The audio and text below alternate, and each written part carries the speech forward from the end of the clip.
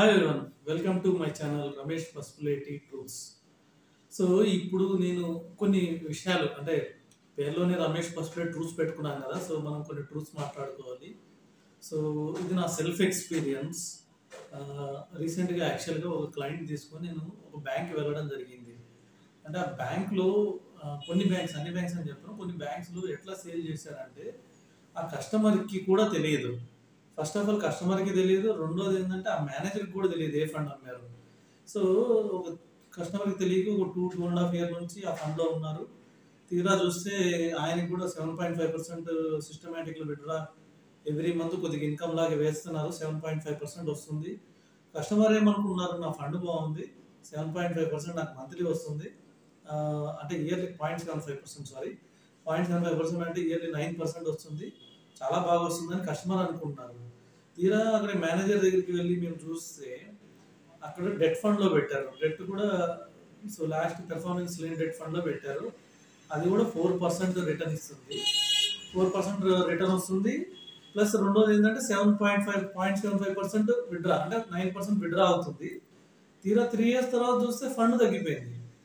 Fund ఎందుకు తగ్గిపోయిందంటే 4% అక్కడ return వస్తుంది, 9% ఏమో విత్డ్రా అవుతుంది. సో రిమైనింగ్ 5% క్యాపిటల్ తగ్గిపోతుంది ఎవ్రీ ఇయర్. సో ఏంది ఇలా తగ్గుతుందని చూసి మేనేజర్ని అడిగితే ఎందుకు తగ్గుతుంది అంటే మేనేజర్కి కూడా తెలియలేదు.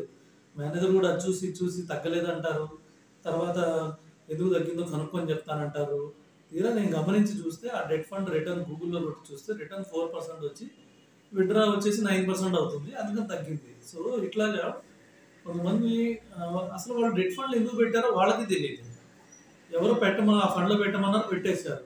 కస్టమర్కి కూడా ఎందుకు ఆ ఫండ్లో పెట్టారో తెలియదు. ఇలా ఇలా కాకుండా నేను ఏం చెప్తానంటే ఒక ఫండ్లో ఇన్వెస్ట్ చేసేటప్పుడు మీరు ఆ ఫండ్ గురించి పూర్తిగా తెలుసుకొని ఇన్వెస్ట్ చేస్తేనే మీకు క్లారిటీ ఉంటుంది. ఇప్పుడు చూడండి, 3 సంవత్సరాల తర్వాత చూస్తే కస్టమర్ లాస్లో ఉన్నారు. 4%కి ఇన్వెస్ట్ చేయడం అంటే ఎంత లాస్ అంటే ఇన్ఫ్లేషన్ లాస్ట్ 3 years యావరేజ్లో 6% ఉంది. 6% ఇన్ఫ్లేషన్లో ఉంటే 4%కి ఇన్వెస్ట్ చేస్తే ఎంత లాస్? అది అట్లీస్ట్ 3 years తర్వాత తెలుసుకున్నారు. అది సపోజ్ 10 years తర్వాత వెళ్ళుంటే ఏమయ్యేది?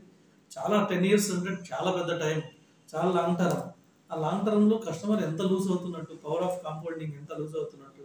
సో అందుకని కస్టమర్స్కి నేను ఏం చెప్తానంటే ఒకసారి మీరు ఇన్వెస్ట్ చేసేటప్పుడు దాని గురించి పూర్తిగా తెలుసుకొని తర్వాతనే ఇన్వెస్ట్ చేయండి. తర్వాతనే మీకు క్లారిటీ ఉంటుంది. 100% మీకు క్లారిటీ వచ్చిన తర్వాత ఇన్వెస్ట్ చేయండి. Thank you.